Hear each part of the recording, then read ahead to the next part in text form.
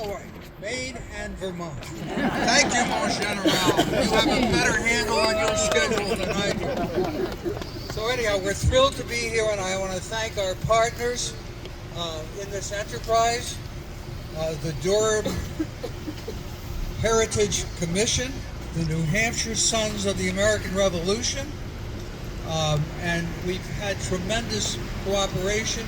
And we also have here the chapter of the Daughters of the American Revolution, which covers both Dover and Durham, and they've been very helpful. They were extremely helpful in Dover, and I believe it's named the Marjorie Sullivan chapter.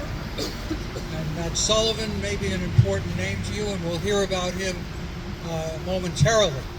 At this point in time, I would like to introduce John Herman, who will give the speech that was given in 1825 to welcome Lafayette. Mr. Herman. Stephen, what's your name? So I am going to be Stephen Mitchell, selectman in 1825.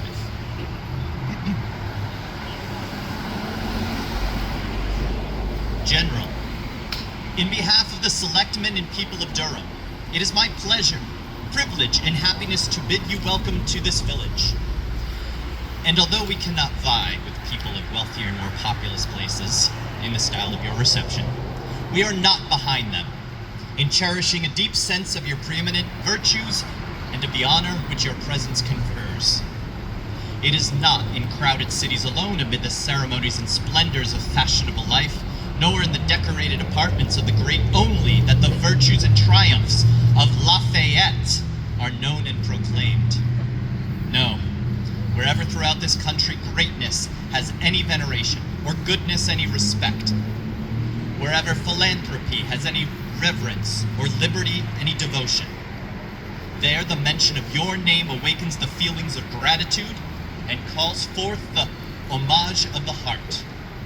What honors are not due to the hero who in the bloom of youth, surrounded by affluence and born to titles, relinquished his sole amusements, left the enlivening society of his friends, bid adieu to the gay pursuits of youth and the endearments of his country, to risk his life, to lavish his fortune, to hazard it all in the defense of oppressed humanity.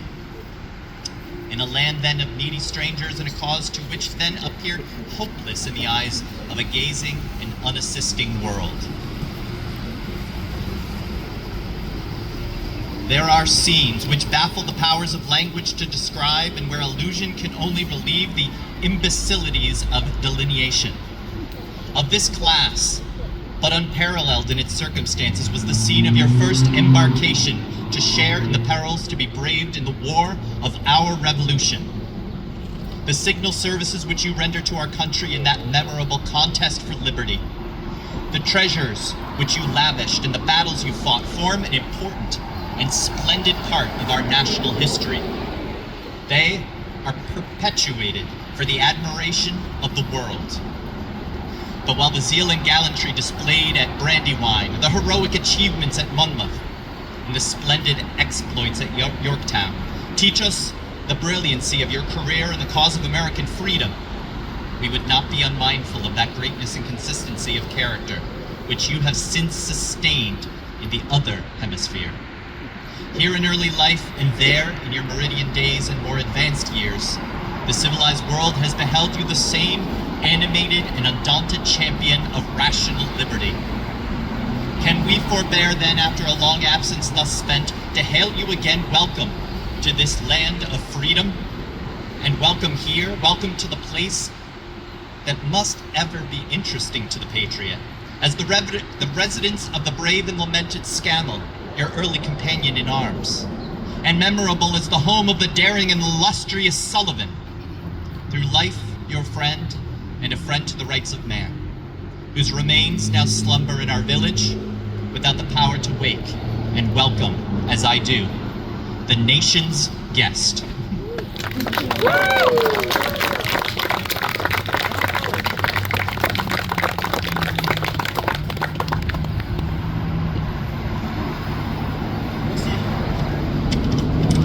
Merci à vous tous, mes amis. journey through these United States, I cannot but be particularly affected by the circumstances that recall to my mind dear and solemn recollections. Such is on this day my visit to the town of Durham. Here, as you observe, was the residence of that excellent patriot and soldier Scammell, my personal friend. Here now slumber the remains of my illustrious friend and brother, Major General Sullivan. So, monsieur, among the kind references to past times, for which I am much obligated to you, I have marked the name of Brandywine, a battle where I fought under Sullivan's immediate command. I am highly flattered and gratified by the affectionate welcome I received from the selectmen and the people of Durham, and while I most cordially enjoy these so very friendly testimonies of their esteem and old friendship, I beg them and you, monsieur, to accept my respectful acknowledgements and good wishes. My own obligation to the United States far outweigh any merit that I might plausibly claim. They date from a time when I had the good fortune to be adopted as a young soldier, a favored son of your country. They have been continued to me over many decades of affections and confidence, and now, thanks to the gracious invitations of President Monroe, I have been greeted by a series of welcomes, each one of which would be more than enough to compensate for all of the exertions of an entire life of service. In these towns, I have looked into the eyes and grasped the hands of those men alongside whom I fought, and alongside us many of our brothers perished in that struggle for independence. And I have been reminded with great vivacity of those moments in which we shared the same dangers and fatigues. So too am I reminded by the palpable absence of so many of our comrades in arms, most foremost among them, our paternal friend and Commander-in-Chief, General Washington. I cannot help but recall the moments when I first arrived on the shores of this continent, waving my letters from Dr. Franklin in the face of a curious Continental Congress that simply did not know what to do with me. When I was at last granted an audience before them, I stood, as I stand before you now, and with what little English I possessed, said that after all of the journey that I had made, I sought only two favors. The first is to serve your cause, and the second would be to do so at my own expense as a volunteer in the service of liberty. And upon hearing that I was willing to work without pay, Congress became very interested in me. And they made me a Major General at 19 years of age. But to them, they considered this a decorative rank, an honorary commission. I was given no troops to command. But I did not come to America to be a glamorous supernumerary. I swore an oath to conquer or die for America, and began to question whether I would be given the opportunity. At last, a few days after I received my commission, I received reassurance when I was invited to dine with members of Congress at the City Tavern in Philadelphia, and the guest of honor was to be none other than His Excellency General Washington. Everyone was distracted by the General's presence, which seemed to pre-speak of history. I sat at one end of a very long table. The General sat at the other. He must have looked down the table at me, a thin youth of 19 years in a new uniform. He must have considered me little more than a young puppy dog who had wandered in off the street. But if these were his sentiments, he did not give voice to them. He complimented me on the service and sacrifice that I was prepared to make in support of the American cause, and told me it would please him if I called the quarters of the Commander-in-Chief my home, and considered myself a part of his family. And this struck out as a sort of bolt to me, family. Because in French there is a very similar word, the word famille, but it refers only to relatives of the blood, you see. I learned shortly thereafter that His Excellency was referring to his military family, the officers under his command who shared his headquarters, Captain Hamilton, Captain Lawrence, and Captain Monroe. But for a moment, I believed His Excellency was stating his intentions to adopt me as his son, right there in the City Tavern. For I knew he had no sons of his own, and of course I never knew my own father. When we reviewed the troops for the first time in Philadelphia, many of the men marching through lacked uniforms. Many lacked muskets. Some even lacked the very boots upon their feet.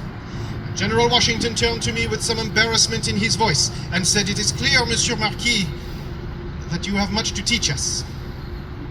And I responded, "No, Your Excellency, I did not come all this way to teach, but rather to learn." This perhaps separated me in their eyes from the other parade of European fortune seekers and false patriots who came before me. In time, I have learned a great deal under His Excellency's tutelage. And in time, I have indeed come to consider His Excellency and the men alongside whom I fought as indeed members of my family. I did not have to wait very long to get a chance to conquer or die for America, because that army that marched through Philadelphia continued west until we reached the Brandywine Creek, which is not so much a creek at all as it is a river, swift and deep, traversable only at a few narrow fords. Only there were not so few as we thought, you see. General Washington, at this time in the war, lacked a sophisticated system of battlefield intelligence, while the English benefited from most helpful advice given to him by the local countrymen who were perhaps a bit skeptical of the American Revolution in the first place. And so by the time we awoke on the morning of the 11th of September, 1777, our line was miles long, treating artillery fire in the south, infantry fire in the north, already impossible to defend. The Battle of the Brandywine Creek was a loss before it began. From the relative safety of headquarters, I could tell that things were not going the way of the American forces, and when General Sullivan was given orders to reinforce the line to preserve the retreat, I rushed out with him. I hurried to the front lines, dismounted my horse, urging the men to hold their lines. To this day, I cannot remember in what language I did so. At some point in the tumult of battle, I received a belated birthday present in the form of a musket ball through my left calf. In truth, mes amis, I did not even realize I had been struck until my aide-de-camp pointed out that I had blood seeping out of the top of my boot. And suddenly I became part of the retreat I was trying so desperately to prevent. My memories of the remainder of this day are hazy. I remember the valiant service of General Sullivan to hold the line and preserve the army for another day. I remember the young captain from Virginia, James Monroe, at whose invitation I am here in your country once again, comforting me and sharing with me his story of having been wounded at the Battle of Trenton 1 year prior. And I remember His Excellency General Washington standing above me as I lay on the stretcher, instructing his personal physician to care for me as though I were his own son, for he loved me the same. So indeed, I had become part of his family. Mes amis, the approbation of the American people for my conduct during our war for independence and the vicissitudes of the European war that followed are for me the highest honor I could ever hope to achieve. Well may I stand firm and proud when in their names, in your names, I can be said to have remained ever faithful to those American principles of liberty, equality, and true social order, the devotion to which, as it has been since my earliest youth, so it shall continue to be until my latest breath, and at every occasion I shall remain faithful to the American education it has been my honor and privilege to receive. Mes amis, mesdames et messieurs, je vous souhaite tous et toutes une très agréable continuation de votre journée. I wish you all a very pleasant continuation of your day. Thank you to the town of Durham, to the state of New Hampshire, to the United States. Vive la liberté and vive l'alliance franco-américaine. Merci. Merci beaucoup.